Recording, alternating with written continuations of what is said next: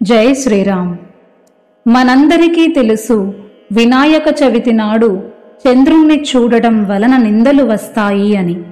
ఒకవేళ పొరపాటున చంద్రుణ్ణి చూసినా ఆ దోషం తొలగిపోవుటకు శ్రీ విష్ణు పురాణంలో ఒక మంత్రం కలదు.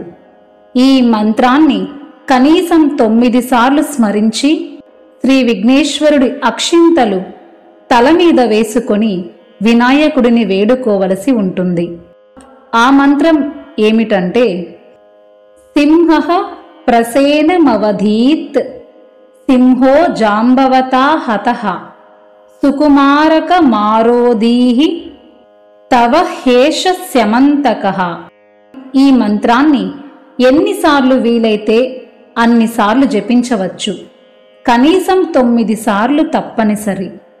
జై శ్రీరామ్. స్వస్తి.